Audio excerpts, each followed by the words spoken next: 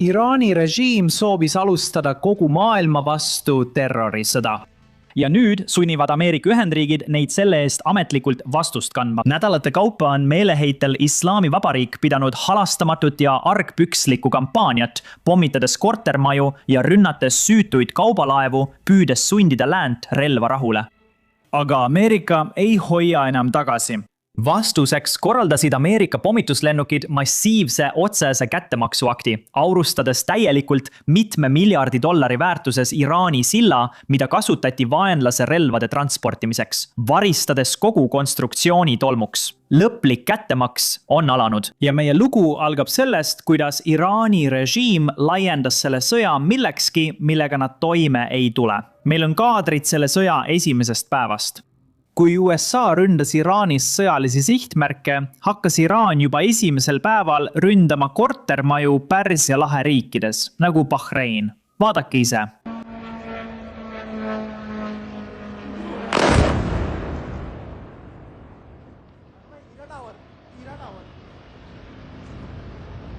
See juhtus hoolimata sellest, et Bahrein, Kuveit, Saudi Araabia, Katar ja Araabia Ühendemiraadid kõik ütlesid, et USA ei tohi kasutada nende baase ega õhuruumi Iraani ründamiseks.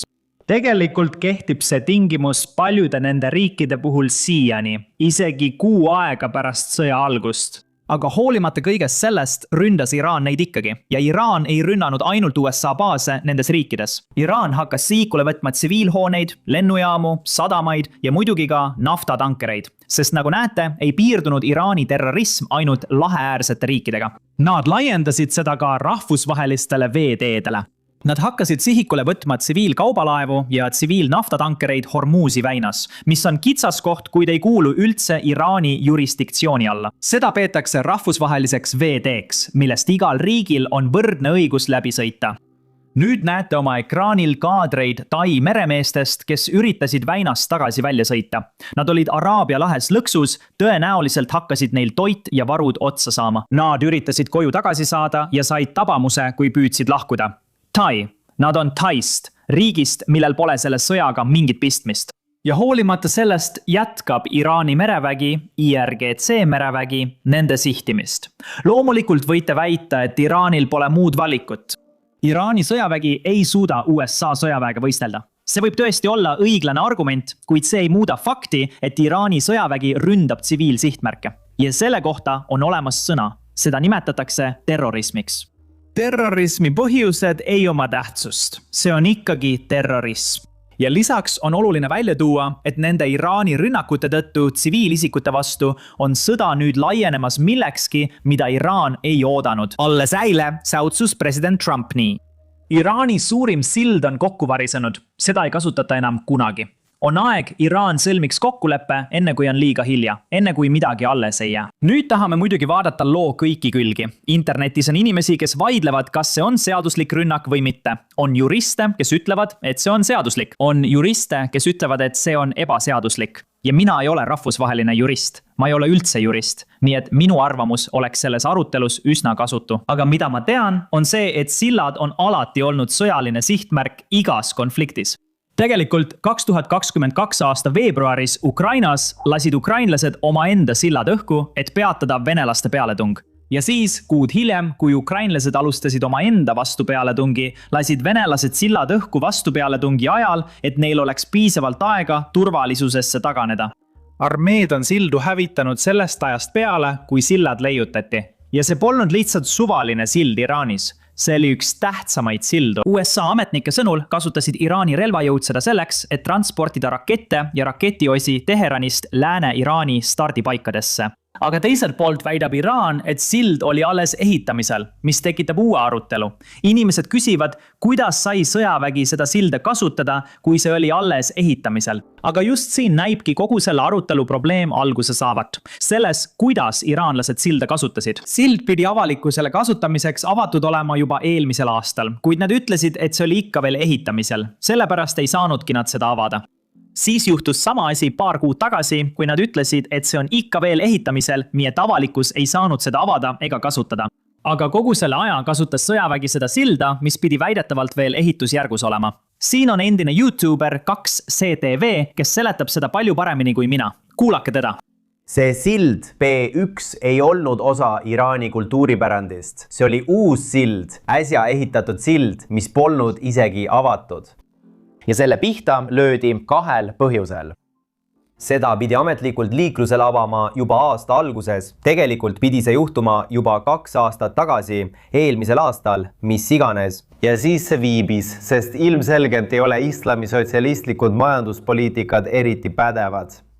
Ja siis lükati see jälle edasi. See pidi olema avatud juba 2 kuud tagasi, aga see polnud ikka veel valmis, nagu sa näed ka sellel pildil. See polnud igatahes valmis. Aga peavoolumeedias räägiti sellest hoopis teisiti. Nad jätsid mulje, nagu oleks see olnud aktiivne sild, kus liiklus käib ja juhuslikud süütud tsiviilisikud saavad ameeriklaste ja iisraellaste poolt pihta. See on sõjakuritegu. Rahune maha. Põhjus, miks seda rünnati, oli tegelikult see, et see polnud ametlikult avatud. Sümboolselt oli see osa sellest, et me ründame teie taristut, aga me ründame midagi, mis tegelikult pole avatud. Teiseks oli see logistika seisukohalt siiski oluline, sest kuigi see polnud avalikkusele avatud, oli see avatud IRGC-le. Nii et viimastel nädalatel kasutas islaamirevolutsiooniline kaardivägi B1 silda sõjaväevarustuse transportimiseks Karaji ja Teherani vahel. See siis toimuski. Nii et logistika 2 linna, Karaji ja Teherani vahel on nüüd katkenud. Räägime nüüd teisest probleemist, mis tegelikult saab alguse Ameerika Ühendriikidest. Oma 1. aprilli kõnes ütles president Trump avalikult, et USA valmistub Iraani tagasi kiviaega pommitama. Kuulake seda ja siis ma selgitan, miks see on problemaatiline väljendus. Oleme juba operatsiooni Epic Fury alguses peale selgelt öelnud, et jätkame seni, kuni meie eesmärgid on täielikult saavutatud. Tänu edusammudele, mida oleme saavutanud, saan täna õhtul öelda, et oleme õigel teel, et täita kõik Ameerika sõjalised eesmärgid peagi, väga peagi. Me kavatseme neid järgmise 2-3 nädala jooksul väga tugevalt rünnata. Me viime nad tagasi kiviaega, kuhu nad kuuluvad.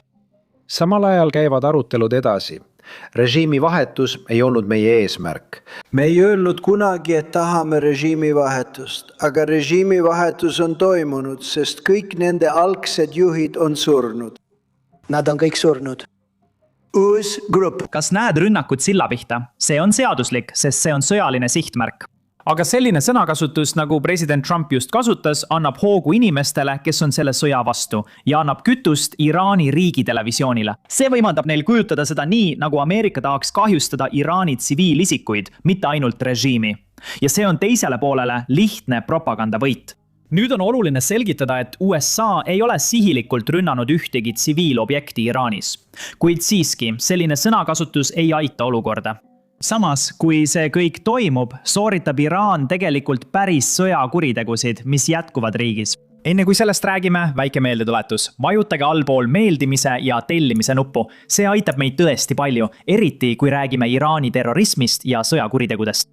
YouTube'i tehisintellekti algoritm otsib lihtsalt neid sõnu ja kui ta neid kuuleb, piirab ta videot, sest arvab, et see pole reklaamijatele sobib. Nii et teie toetus aitab meid tõesti väga palju.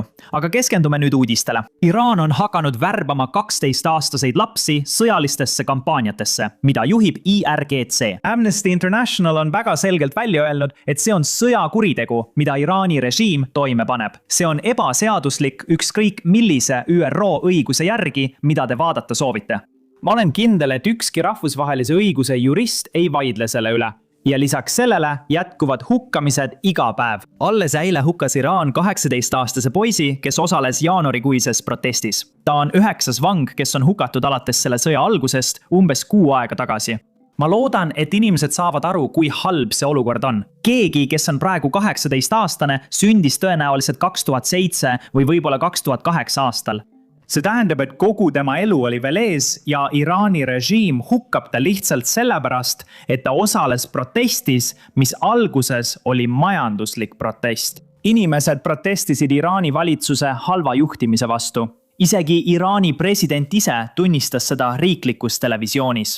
Aga hoolimata sellest hukkab režiim lihtsalt kõik, kes on Islamivabariigi vastu. Ja tead mis? Nad võtavad sihikule ka advokaadid, kes võtavad avalikult sõna selle vastu, mis toimub. Vaata seda raportit. Iraan arreteeris just ühe inimõiguste advokaadi, kes kaitses inimesi, keda režiim arreteeris ja hukkas ilma korraliku kohtuprotsessita.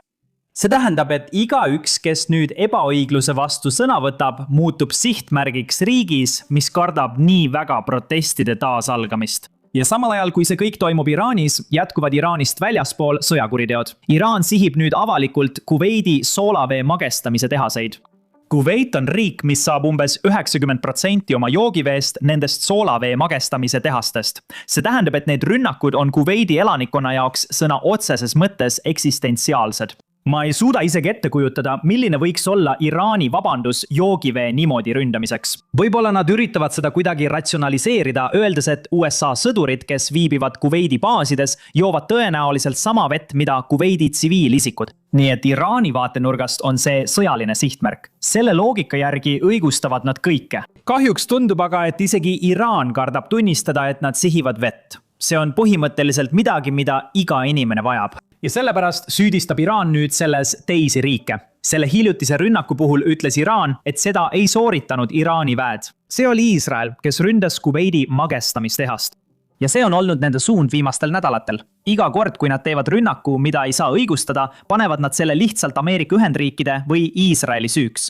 Aga maailm näeb, mida Iraan teeb. Maailm näeb, mida režiim teeb. Ja nüüd on meil isegi Kuveidi tsiviilisikud, kes räägivad Iraani vastu. Ja see on väga oluline, sest kui tsiviilelanikkond pöördub Iraani vastu, annab see nende Pärsia lahe riikide valitsustele põhjuse sekkuda.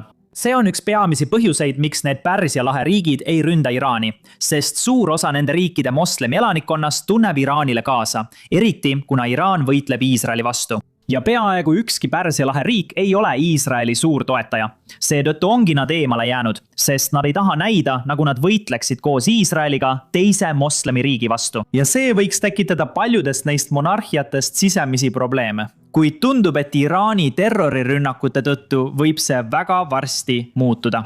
Alles eile ütles üks Iraagi sõjaväeametnik avalikult, et Araabia Ühendemiraadid kavatsevad sellesse sõtta sekkuda. See otsus tehakse väga varsti. Kuulake. Sõjavägi sekkub sellesse, mida USA ja Iisrael praegu teevad. Kas see on seisukoht, mille sõjavägi võiks võtta? Nagu me varem rõhutasime, ei ole me sellest konfliktist osa. Iraanlased ründasid meid just. Seega jätkame oma territooriumi kaitsmist koos oma rahvusvaheliste partnerite, lähedaste liitlaste ja ka Pärsia lahe koostöönõukogu liikmetega. Kas see võimalus on siiski välistatud? Et olla osa sellest konfliktist? Mitte tingimata, kuid Araabia Ühendemiraadid jätavad endale õiguse enesekaitsele iga agressiooni korral, mis on suunatud Araabia Ühendemiraatide vastu.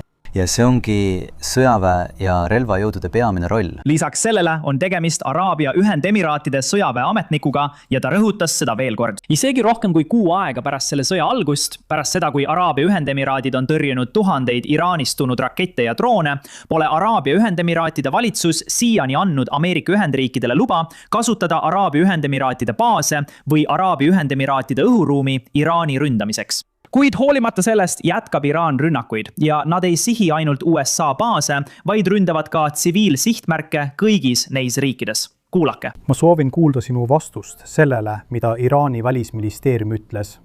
Nad väitsid, et USA rünnakud Iraani sees lähtusid baasidest Araabia Ühendemiraatides ja seepärast on nad sellele vastuseks sihtinud hiljem just Araabia Ühendemiraate. Kas Araabia Ühendemiraatide sõjavägi lubab USA-l kasutada siin oma sõjaväebaase Iraani ründamiseks? Ma arvan, et Araabia Ühendemiraatide valitsus oli juba konflikti algusest peale väga selge, et Araabia Ühendemiraatide territooriumi ei kasutata ühegi rünnaku jaoks Iraani vastu ja nad jätkavad selle poliitika järgimist. Nii et sõjalisest seisukohast pole see õige ja seda ei toimu.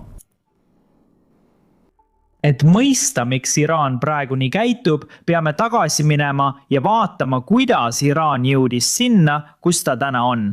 See ei tähenda ainult 1979 aastasse tagasi minemist, kui toimus islamirevolutsioon. Tegelikult peame minema veelgi kaugemale tagasi. Aega, mil 19. sajandil valitses Iraanis Qadžaaride dünastia. ja vaatama, kuidas tollase valitseva klassi otsused mõjutavad Iraani tänaseni. Noh, tead mis, just täpselt seda me teemegi oma mitmeosalises taskuhäälingus, mis just täna välja tuli. Nii et kui oled keegi, keda huvitab Iraani ajalugu ja see, kuidas me jõudsime tänasesse päeva, siis kindlasti mine ja vaata seda. Saad seda vaadata klõpsates kirjelduses olevatele linkidele või lihtsalt klõpsates oma ekraanil lõppekraani peale. Põhimõtteliselt klõpsates videole, mis on sinu ekraanil.